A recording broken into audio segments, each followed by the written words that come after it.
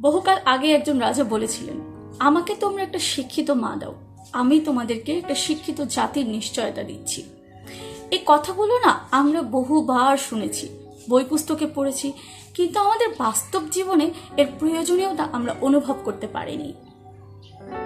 আর অনুভব করতে পারিনি বিধায় আমরা প্রতিবার প্রত্যেকটা সমাজ শিক্ষিত মেয়েদের পেছনে উঠে পড়ে লেগেছি। তাদেরকে সামাজিকভাবে হেয় করার একটা অসুস্থ প্রতিযোগিতায় নেমে গিয়েছি আমরা। শিক্ষিত মেয়ে দিয়ে সংসার হয় না, শিক্ষিত মেয়েরা মানুষকে সম্মান করে না, শিক্ষিত মেয়েরা মুরব্বীদের কথা শোনে না, এগুলো বলে বলে প্রতিনিয়ত তাদের ব্যক্তিগত জীবন, পারিবারিক জীবন এবং সামাজিক জীবনকে না আমরা বিষিয়ে দিয়েছি। এই বিষ বাষ্পগুলো তারা নিতে নিতে যখন তারা একটা সময় সাফোকেটেড হয়ে যায় না, তাদের ধৈর্যের বাঁধটা ভেঙে যায়, ঠিক তখনই তারা ফুস করে জ্বলে ওঠে। আর ওই সময় আমরা মেয়েগুলোকে বেপরোয়া তকমা দিয়ে সামাজিকভাবে বয়কট করে ফেলি। আজকে আমি তোমাদের সাথে আমার ব্যক্তিগত কিছু রিয়েলিটি চেক অভিজ্ঞতা শেয়ার করব, যে অভিজ্ঞতাগুলো আমি নিজে তো ফিল করেছি, যে কারণে আমি তোমাদের সামনে নিয়ে এসেছি, যেন তুমি আজকে আমার ভিডিওটা দেখার পর তুমি নিজের সিদ্ধান্তটা নিজে নিতে পারো। তুমি কি আসলেই তোমার লাইফে একজন শিক্ষিত নারী চাও, নাকি তোমার লাইফে তুমি অ্যাভারেজ কোনো পার্সন চাও। কিন্তু ভিডিওটা শুরু করার আগে আমি দুটো ডিসক্লেমার দিয়ে নিতে চাই। আমার এই ভিডিওটা আজকে তাদের জন্য যারা তাদের বর্তমান অবস্থান নিয়ে একটু অসন্তুষ্ট, তারা ভবিষ্যতে আগামী 5 থেকে 10 বছর পরে নিজের অবস্থানে একটু হলেও পরিবর্তন চায়। সো তুমি যদি অ্যাভারেজ কোনো পার্সন হয়ে থাকো, please skip this video and এক্ষুনি যাও কোনো এন্টারটেনমেন্ট ভিডিওতে তুমি তোমার সময়টাকে ইনভেস্ট করে নাও। আর সেকেন্ড ডিসক্লেমারটা হলো, আমি এই ভিডিওতে অনেকবার শিক্ষিত শব্দটা উচ্চারণ করব, কিন্তু এই শিক্ষিত বলতে আমি শুধুমাত্র পুঁথিগত একাডেমিক বা বইয়ের পড়াশোনাকে বোঝাচ্ছি না। আমি এমন শিক্ষার কথা বলছি যে শিক্ষা তোমার মন মগজে সৃজনশীলতার আবাদ করে, তোমার ভেতরের নৈতিক সত্তাকে জাগ্রত করে, তোমার চলন তোমার বলন যেন কেউ উপেক্ষা করতে না পারে, কেউ যেন এইটা ভাবতে না পারে তুমি একজন অ্যাভারেজ পার্সন।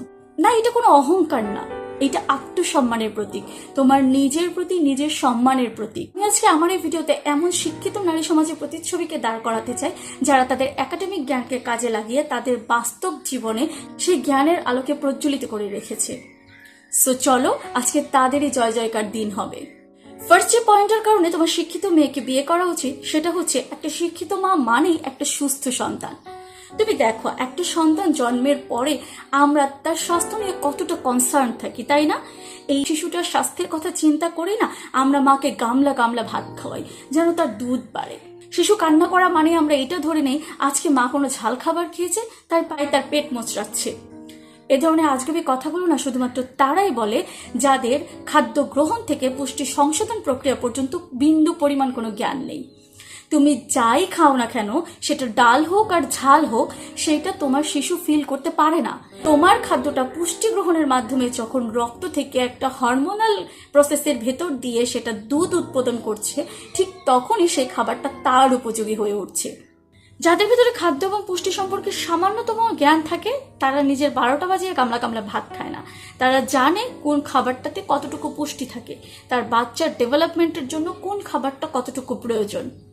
এগুলো তোমার কাছে হয়তো মনে হতে পারে এগুলো বিলাসিতা, কিন্তু তুমি যদি এটাকে বিলাসিতা মনে করে থাকো তাহলে আমি বলবো তুমি অ্যাভারেজ পার্সন। সো এই ভিডিওটা তোমার জন্য না।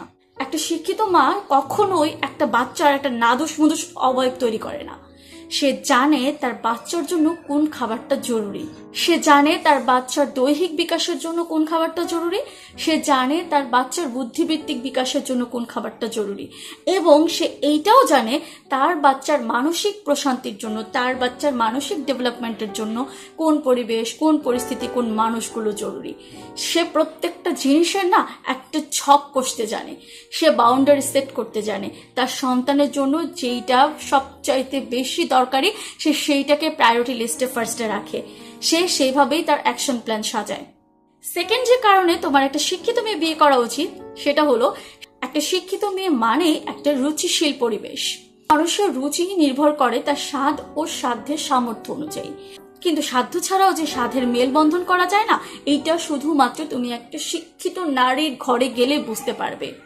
তার ঘরে হয়তো খুব দামি দামি কাঠের ফার্নিচার থাকবে না, কিন্তু তার ঘরের দেয়ালে ঝোলানো ওয়েল পেন্টটা আছে না, তোমাকে মুগ্ধ করতে পারবে। এছাড়াও তার ঘরের শান্ত গোছানো সুন্দর পরিপাটি একটা পরিবেশ দেখে তোমার মনেই হবে যে এই বাড়িটা একটা শান্তির ঠিকানা। থার্ড যে কারণে তোমার একটা শিক্ষিত মেয়ে বিয়ে করা উচিত সেটা হলো, শিক্ষিত মেয়ে মানেই পরচর্চাহীন একটা পরিবেশ, একটা ঘর যেখানে কার মেয়ে কোথায় পালিয়ে গেল, কার মেয়ে কয়টা প্রেম করে, কার বিয়েতে কত টাকা যৌতুক উঠলো, কার ঘরে কি কি ফার্নিচার আছে, বউয়ের বাড়ি থেকে কতগুলো ফার্নিচার দিল, এই ধরনের মুখরোচক কিন্তু অপুষ্টিকর ঘটনাগুলো আছে না, তাদের কাছে স্বাদ পায় না।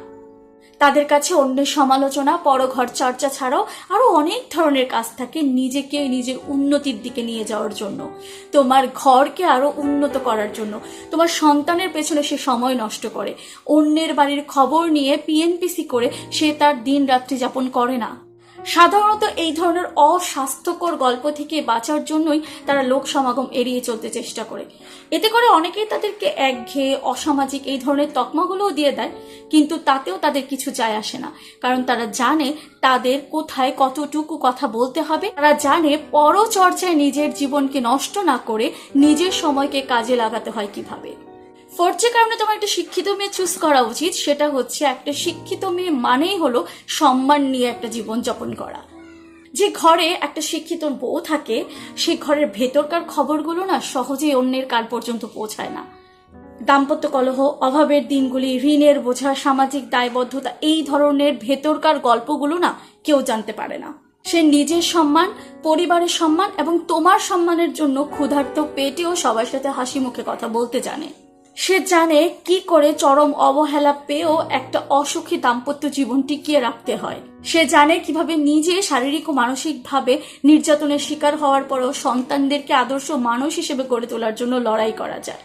এই ধরনের মেয়েরা না কম্প্রোমাইজ করে, তবে সেটা কারো চোখে পড়ে না।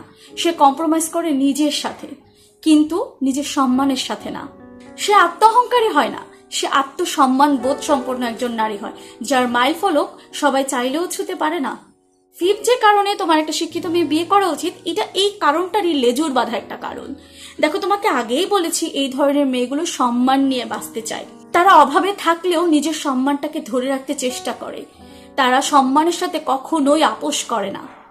তাই তুমি যদি তোমার লাইফে এমন কাউকে পেয়ে থাকো, তাহলে তুমি এইটা অ্যাটলিস্ট চোখ বন্ধ করে বিলিভ করে নাও, সে এমন কোনো কাজ করবে না যাতে তোমার সম্মান নষ্ট হবে।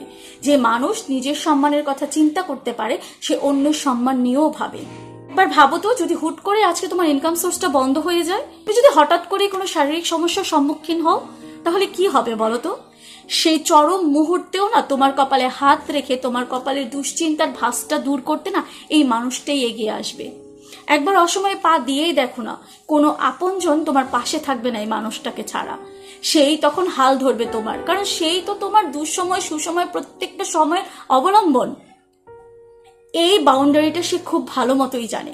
সে জানে তার দায়িত্ব সম্পর্কে, সে জানে তার কর্তব্য সম্পর্কে। একবার ভেবে দেখো, যাকে তুমি চার দেয়ালের মাঝে দায়িত্বের বোঝা কাঁধে দিয়ে বন্দি করে দিয়েছো, সেই অটোমেটিক ভাবে তোমার ব্যাকআপ প্ল্যান হিসেবে তৈরি হয়ে গিয়েছে। আমি আশা করছি আমার আজকের ভিডিওটা তুমি যদি শেষ পর্যন্ত দেখে থাকো, তাহলে এতক্ষণে তুমি বুঝে গিয়েছো তোমার লাইফের নেক্সট স্টেপটা কি হতে পারে। যদি তুমি অলরেডি তোমার লাইফে এমন একজন পার্টনারকে পেয়েই থাকো, তাহলে প্লিজ এখনই চলে যাও তার কাছে, গিয়ে তাকে আমার তরফ থেকে একটা থ্যাঙ্কস বলে দাও, তোমাকে তোমার সন্তানদেরকে এমন সুন্দর গোছানো একটা জীবন উপহার দেওয়ার জন্য।